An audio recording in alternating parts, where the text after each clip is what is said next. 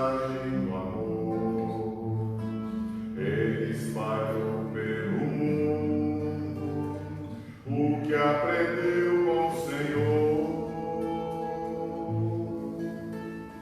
Hoje o Evangelho de luz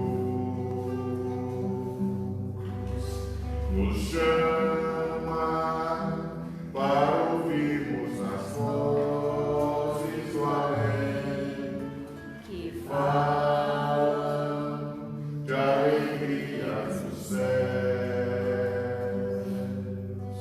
e que a paz é o fruto do amor e do bem.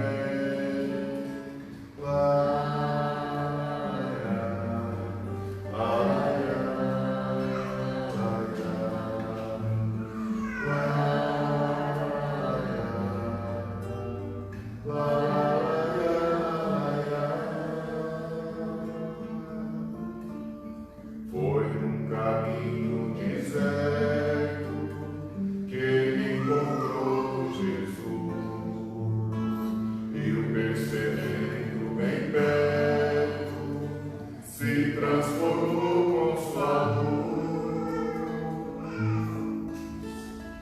Saulo seguiu para Damasco, sem ódio no coração,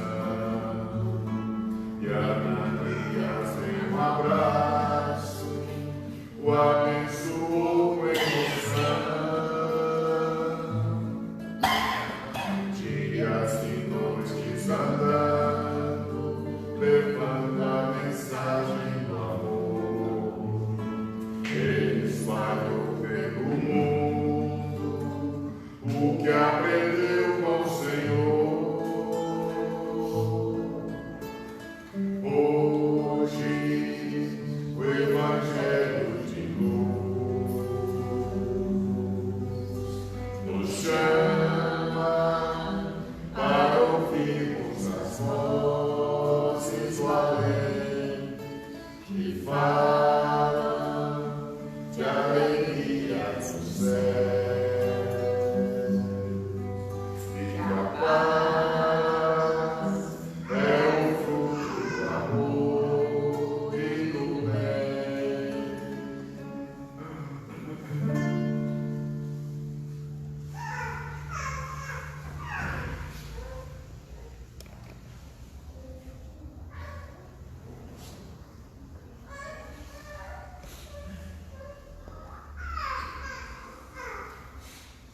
Meus irmãos em Jesus, que Deus nos abençoe, encarnados e desencarnados. Vamos fazer um resumo do livro Paulo e Estevão, da psicografia de Chico, ditado pelo Espírito de Emmanuel.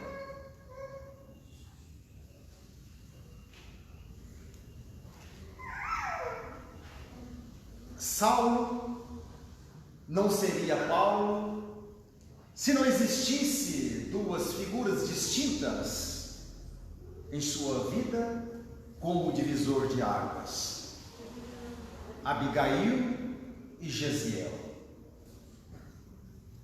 Então Jesus, Deus, enviou esses dois anjos, chamados Abigail e Gesiel, para que pudesse auxiliar Saulo a redimir nos seus erros. Foi no ano de 34, quando Licínio Minúcio assumiu o poder. Então, escolheram uma raça, um povo para perseguir. E esta raça seria a raça judaica. Então, meus irmãos, ele assumiu o poder, ele começou a confiscar os bens dos judeus. Inclusive, o senhor Jached, pai de Gesiel e de Abigail. Então ele já tinha assabarcado a maioria das propriedades da família de Jesiel e Abigail e deixou um sítio, uma chácara, para que eles pudessem ganhar o pão de cada dia. Mas só que o pai de Jesiel e de Abigail, o senhor Jachede, se revoltou contra esse confisco dos seus patrimônios e relatou aos seus filhos que estava muito contrariado e que o Império Romano mandou os seus avisar aqueles que teve o seu patrimônio confiscado, se quisesse fazer alguma reclamação, que isse até Licínio Minúcio, que era o questor do Império Romano. Jesiel e Abigail, sabendo da maldade daqueles seres, disse a seu pai: papai, não vá, isso é uma armação. Só que o senhor Jachede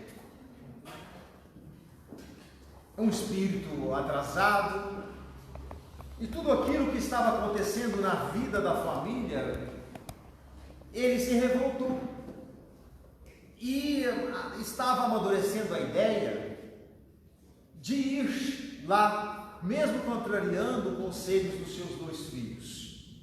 Pois bem, certa feita, o senhor Jachede foi ao mercado fazer compras e, passando pelos soldados romanos, ele cumprimentou os soldados: bom dia, senhores. Os soldados romanos chamou a atenção dele e fez com que ele fosse até os soldados e deu algumas bofetadas nele e disse: que audácia é essa, cumprimentar a autoridade desta forma? Ele foi embora, contrariado, porque levou algumas bofetadas, fez a sua compra, retornando, passou pelos mesmos soldados, agiu de forma diferente, passou em silêncio. Os soldados romanos chamou ele de novo e espancou. Quem é o senhor para passar diante de uma autoridade e não cumprimentar? Então, o que os judeus fizessem estava errado para o Império Romano. E ele foi embora muito contrariado, sangrando. Chegou lá, Jesiel e Abigail perguntou: o que foi, papai? Ele relatou. Eles curaram as feridas dele, limparam, e aquilo só veio a incentivar, a criar, a aumentar aquela mágoa que ele tinha do questor Licínio Minúcio. E às escondidas, ele buscou o pessoal do Império Romano. E quando chegou a vez dele reclamar, ele disse: tomaram toda a minha propriedade, fiquei apenas com alguns metros na minha propriedade. E o que eles fizeram? Eles queriam mesmo que as pessoas se revoltassem e fossem ao encontro dele, para que eles pudessem usar todo o seu poder, toda a sua mágoa contra os judeus e acabar de assabarcar as propriedades.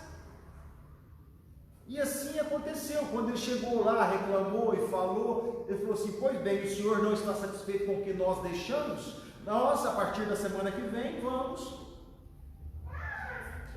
tomar o resto da propriedade, penhorar o resto da propriedade. E assim aconteceu. Só que antes deles expulsar a família de casa, o senhor Jachede foi na fazenda próxima, aonde o questor Minúcio já tinha desapropriados, e colocou fogo na fazenda.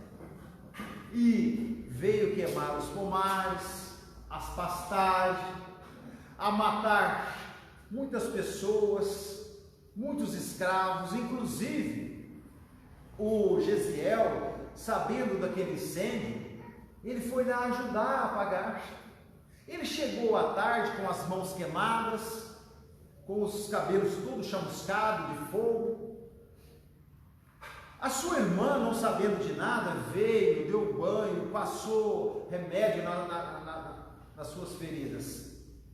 Bom, no outro dia o Império Romano já mandou seus soldados ir lá prender seu Jachete, Abigail e Gesiel. E antes de executar a prisão deles, veio alguns servidores da fazenda dizendo que Caio e Rufo, um dos escravos amigos deles, tinha desencarnado, queimado. Aqueles escravos que era amigo deles, porque ele Silminúcio mandava plantas frutíferas, hortaliças, e que sobrava lá, eles doavam para a família de Gesiel. Então eles, ouvindo que esses amigos deles tinham desencarnado, queimado, criou uma tristeza muito grande. E quando eles estavam lá conversando sobre o desencarne de Caio e de Rufo, os soldados chegaram e prenderam a família e levaram para a penitenciária, para a solitária, e poupou Abigail de ir para o tronco, de levar apedrejada, ser apedrejada, de levar algumas chibacas. Então colocou lá o pai de Gesiel e Gesiel, e começaram a bater para que eles pudessem confessar o crime.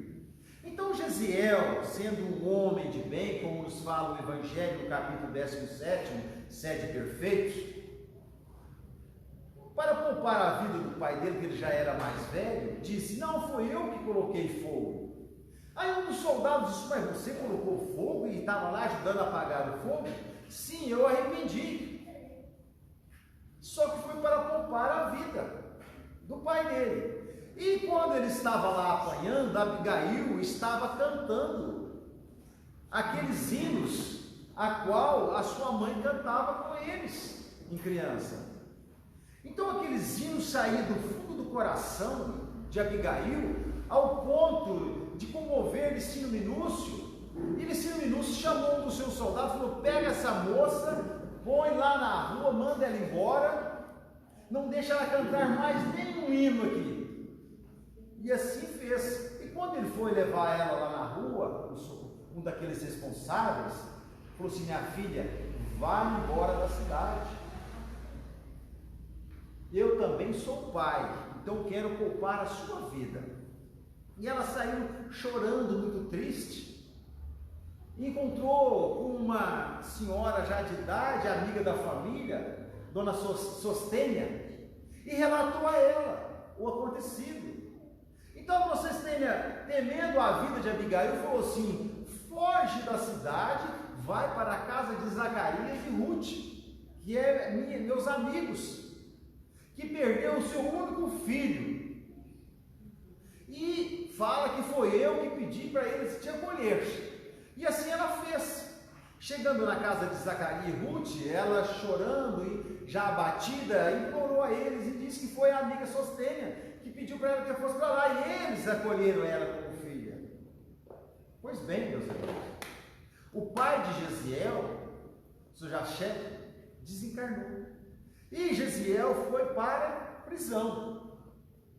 E quando as suas feridas já estavam curadas, ele, sendo um homem de bem, um enviado de Jesus, uma educação de admirar, uma moral de admirar, todos que chegavam ali diante da sua grade, ele tratava bem, tinha uma palavra amiga, uma palavra de conforto.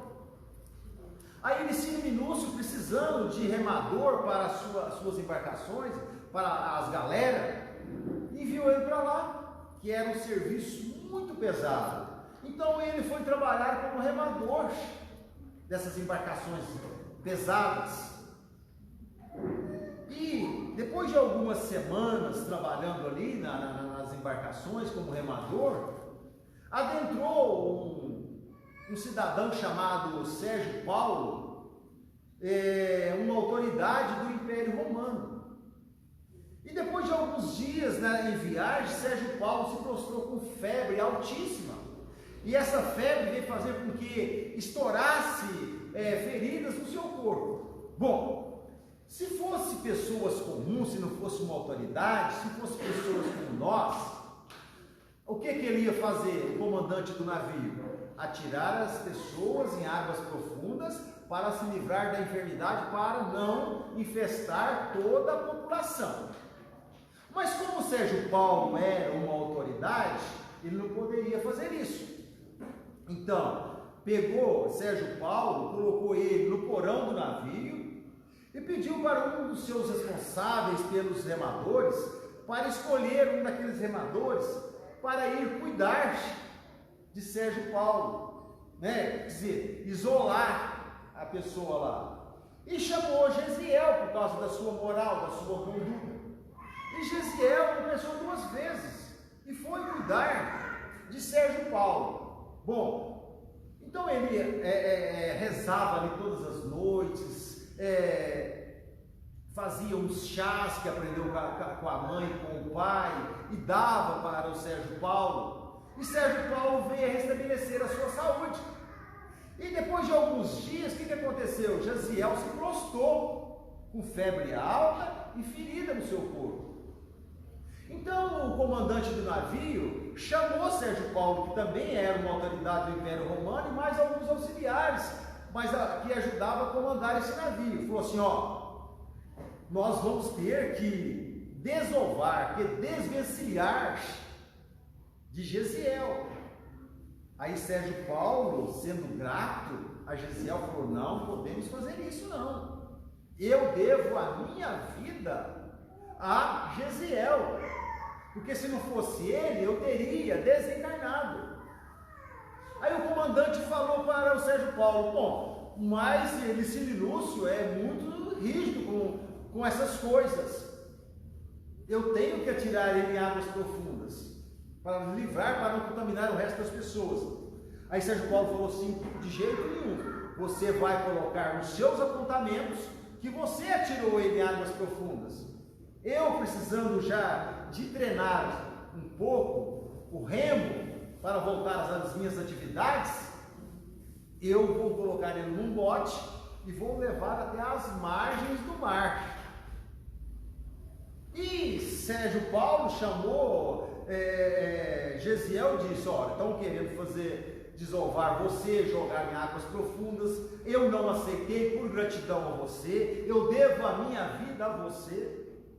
Então eu vou te dar esta bolsa com alguns valores para que você possa se manter. Bom, assim foi feito. E Gesiel lá de fora, já com febre alta, variando, se aproximou dele, um malfeitor chamado Irineu, e já foi arrancando da sua cintura um punhal. E Gesiel falou assim: não me mata, te dou tudo que eu tenho. Aí entregou a bolsa para ele. Ele abriu, nem acreditou a quantidade de dinheiro que tinha ali. Aí o Gesiel começou a conversar com ele, falou: eu só queria que você me ajudasse, não estou preocupado com esse dinheiro que você está levando. Eu queria que você me indicasse um endereço para que eu possa me hospedar lá. Já não estou aguentando mais a febre, o corpo está todo em chamas, se esquemando com aquela ferida. Aí ele pensou, lembrou da casa do caminho, que ele tinha um amigo lá chamado Efraim. Não, eu tenho uns amigos ali na casa do caminho, eles vão te acolher, são pessoas maravilhosas. Vem comigo, meu amigo. Já virou amigo dele, quem queria tirar a vida. A hipocrisia, semelhante a nós, né? Então ele levou ele até lá e chamou, chegou lá, Efraim recepcionou ele, chamou Pedro, ia colocar ele lá. E Pedro foi tratar das feridas e da febre de Gesiel. E Irineu foi embora feliz, né? Tinha uma fortuna em mãos. Bom, e com o passar do tempo, o tratamento surtiu efeito. Ele sarou e começou a conversar com Pedro, com os outros discípulos, sobre o trabalho deles. Não, nós aqui somos discípulos de Jesus. Nós trabalhamos em nome de Jesus. E ele se apaixonou também e começou a pregar em nome de Jesus a boa nova, e começou a fazer cura, e arrastando multidões. E naquela época, Gamaliel já estava aposentando. E quem estaria assumindo a presidência do Sinédrio? Saulo de Tarso. Estava com toda a energia, né? Defendendo as leis mosaicas. Então, Saulo assumindo o Sinédrio, Zacarias e Ruth tinham o hábito de fazer festa lá na casa e chamar os dirigentes do Sinédrio. Dizer, dessa vez agora já não ia mais Gamaliel, ia Saulo de Tarso. E chegando na casa de Ruth e Zacarias, naquela festa, naquela confraternização, quando ele vê Abigail, o seu coração bateu mais forte. Era a alma gêmea da sua alma, era a sua cara metade. Então começaram a conversar, e com o passar do tempo começaram a namorar. E ele relatava a ela que numa tal casa do caminho existia um tal de Estevão. Porque chegando lá na casa do caminho, Pedro pediu a ele, porque ele relatou todos os acontecimentos, né? Desde a época do incêndio da fazenda, do navio. Pedro falou assim: então você vai mudar de nome, você vai colocar um pseudônimo, para que não haja perseguição. E ele colocou esse nome de Estevão. Então, Saulo sabia desse Estevão que fazia essas pregações lá e arrastava multidões. Ele era tido como feiticeiro. Então ele relatava sempre nos finais de semana que ele estava lá na casa de Zacarias, namorando Abigail, e falava: ó, lá tem um tal de Estevão que está me incomodando. Só que Abigail também era da religião judaica, a qual Saulo defendia. Então, o que a Abigail falava? Você, meu amor, tem que fazer justiça, não deixa que eles venham atrapalhar a nossa religião. E assim aconteceu. Ele foi até lá nos dias das pregações de Estevão e conversou com ele para que ele deixasse isso de lado, que pudesse redimir. Ele falou: eu não posso. Eu conheci Jesus. Eu era das leis, eu defendia as leis de Moisés, os ensinos de Moisés, mas hoje eu conheci Jesus, não tenho condições mais de deixar Jesus. Bom, então Saulo pelejou com ele para que ele não fosse preso, para que ele não fosse apedrejado e nem açoitado. E cansou de recomendar e levou ele preso. E no final de semana que ele foi na casa de Abigail para namorar, disse: ó, meu amor, a data tal vai ser o dia do apedrejamento desse tal de Estevão, que está desfazendo da nossa religião. E qual foi a convidada principal de Saulo? Abigail. Ela foi ver o primeiro trabalho do seu namorado. Então, ela ficou num certo lugar reservado. Depois que ele estava quase morto, nesse dia marcado, lá todo ensanguentado, Saulo foi lá e falou: vem cá para você ver o meu trabalho. E a hora que ela olhou, ela falou: é meu irmão, Gesiel. E o que Saulo, orgulhoso, fez? Não fala nada. Vou mandar os soldados retirar ele para uma salinha e nós vamos lá, nós três, conversar. E assim ela foi obediente, porque era um espírito iluminado. Então, depois que reunimos os três lá, ele já quase morto, né? Quase inconsciente, ela conversou com ele e disse: Gesiel, como você colocou esse nome? Ele explicou os acontecidos. E Saulo ficou ali assim, espantadíssimo. E o que Gesiel disse a Abigail? Não queira mal o seu namorado, continue com ele. Ele é um defensor das leis mosaicas. E o dia que ele conhecer Jesus, ele vai defender Jesus. Então, continue, se una e desencaminhe. E aí Saulo, orgulhoso, mandou devolver Abigail para os seus pais adotivos, Ruth e Zacarias. E ela pediu a ele que não abandonasse, que perdoasse ele, que ele fez aquilo não sabendo que era o seu irmão. Mas o orgulho falou mais alto no coração de Saulo e devolveu a sua namorada à família adotiva.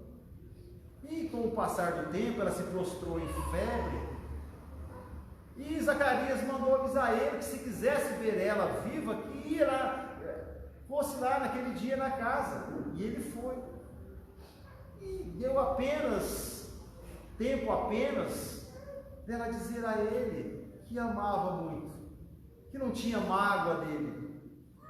Bom, com o desencarne de Abigail, a sua cara metade, a sua alma gêmea, Saulo ficou assim, sem referência. Porque um homem, quando tem uma mulher na sua vida, que existe amor entre ambos, a mulher é o porto seguro do homem, que ele possa navegar em águas revoltas do mar da vida, mas qualquer problema, ele sabe que tem aquele ombro amigo, para que ele possa comemorar as suas vitórias ou chorar as suas derrotas. Então aquilo, com a morte de Abigail, ele começou a trabalhar mais ainda na defesa das leis mosaicas. E com o passar do tempo ele ficou sabendo que em Damasco existia um feiticeiro chamado Ananias, que estava arrastando multidões. Então ele marcou com os seus soldados, Jacó, Demétrios e mais outros, e foram a cavalo para Damasco, justamente para prender Ananias e fazer com que ele pudesse abandonar esse nazareno que incomodava tantos as raças judaicas. Bom, o sol a pino, meio-dia, aquela luz forte foca simplesmente em cima de Saulo, e dessa luz sai uma voz dizendo: Saulo, Saulo, por que me persegues? O seu cavalo empinou, ele caiu no chão, ficou cego e começou a chorar. E o que ele disse a essa voz? Quem é, Senhor? Jesus respondeu: sou eu, Jesus. O que queres de mim? Saulo, vai até a Damasco, lá receberá as orientações necessárias. E aí os seus soldados não sabiam o que estava acontecendo, porque simplesmente Jesus apareceu para Saulo. E os seus soldados perguntou: o que aconteceu, Saulo? Eu vi Jesus. E o que os soldados disseram? O nosso chefe enlouqueceu mesmo. E o que o Senhor quer que nós façamos? Ele respondeu, já como um escravo: não sou mais chefe de vocês, sou um soldado igual a vocês, sou um soldado de Jesus. E assim ele foi obediente às orientações de Jesus. totalmente diferente de nós, porque muitas das vezes recebemos orientações dos benfeitores espirituais na casa espírita e fazemos totalmente o diverso. E ele foi obediente. E chegando lá, ele se curou. E quando nós ficamos sabendo de algo interessante, ou que foi nos revelado algo, ou conquistamos algo, o que nós fazemos? Nós queremos revelar aos amigos, aos nossos familiares. Então, as primeiras pessoas que Saulo procurou foi os seus familiares, seu pai, sua mãe. E chegando lá, já totalmente diferente, disse para os seus pais: hoje eu sou um homem diferente, eu conheci Jesus. E o que seu pai fez? Deserdou e expulsou de casa. Bom, existia ainda uma esperança, buscar aqueles amigos de tapinha nas costas, de coquetéis, de festa. Então ele foi atrás desses amigos, dizer que conheceu Jesus. Todos ignoraram. Mas como ele conheceu Jesus verdadeiramente, ele não abandonou esse compromisso. Porque, meus irmãos, quem conhece Jesus jamais será o mesmo. E Saulo não foi mais o mesmo. Então ele, lembrando que no deserto tinha uns casal de amigos, Áquila e Prisca, que ali trabalhava na beira da estrada, ele resolveu ir para o deserto, ficar alguns anos para refletir. E foi lá onde ele colocou em prática a sua primeira profissão, tecelão. E lá começou a fazer tapetes e trabalhar arduamente para conquistar o pão de cada dia. E chegou a época, dele entrar em atividade do compromisso qual assumiu com Jesus. E o que ele lembrou depois de alguns anos? De Estevão, da casa do caminho. Então, saindo do deserto, ele foi até a casa do caminho. E quando bateu lá na casa do caminho, todos gelaram. Ixi, vem problema de novo. O Saulo aí na porta. Só que ele já estava diferente. Já existia algo dentro dele que não existe em nós. Humildade. Então Pedro atendeu e falou: pois não, doutor Saulo. Doutor Saulo não. Saulo, um servidor de Jesus como vocês. Assustado. Vamos adentrar. E ele adentrou lá e começaram a conversar, e ele contou o que aconteceu, ele quis saber a história de Gesiel, que veio a usar o pseudônimo de Estevão, e Pedro relatou tudo a ele, e ele ficou mais comovido ainda com a história de Estevão. Aquilo deu mais força para ele, para ir servir Jesus. E aí ele falou assim: Pedro, você não importa de dar os pergaminhos de Estevão para mim? Não, Saulo, está aqui. E Pedro relatou a ele a história do anjo da guarda chamado Sérgio Paulo, que poupou a vida de Estevão, de Gesiel. Aí ele falou assim: você não importa eu dormir na cama que Estevão dormiu? Não, a cama é sua. E aí, antes de sair em campo para trabalhar, para divulgar a boa nova, ele falou para Pedro: Pedro, então a partir de hoje eu sou um homem renovado em Jesus, e em homenagem ao benfeitor que poupou a vida do meu ex-cunhado Gesiel ou Estevão, eu vou fazer uma homenagem a ele. A partir de hoje eu vou chamar Paulo de Tarso. E assim foi. Então, Paulo saiu pelas cidades falando da boa nova, divulgando a boa nova, fundando igrejas.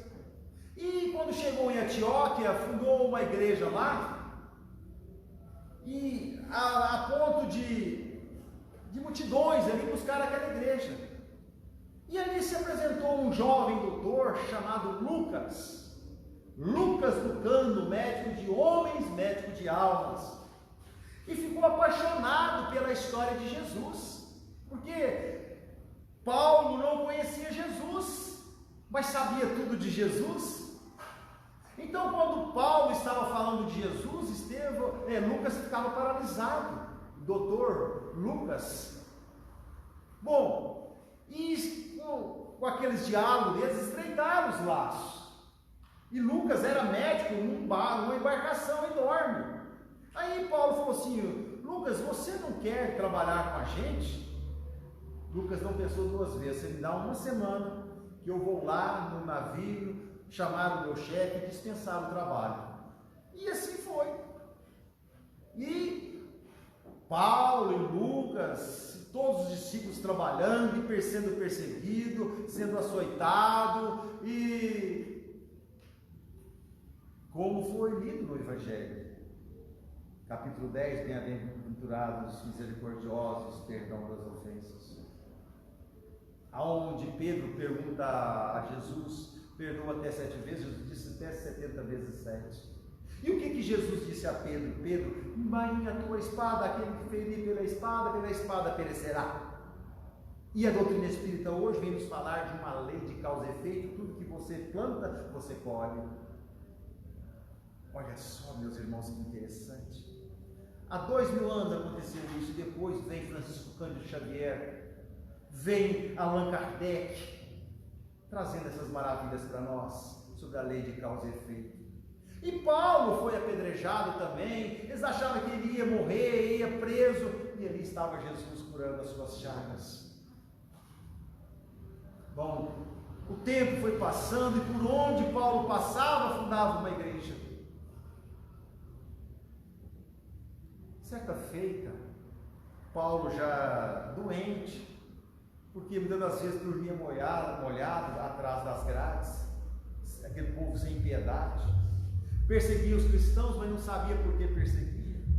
Como Saulo perseguia os cristãos, mas não sabia por que perseguia, porque via falar mal, mas não sabia da qualidade dos cristãos. Então Paulo ali em prece, chorando, dizendo: Senhor Jesus, o meu tempo está urgindo, ele não vai dar tempo de eu cumprir com a tarefa a qual eu assumi. Foi aonde Jesus materializou diante dele e falou para ele: calma, tudo está no seu lugar, graças a Deus.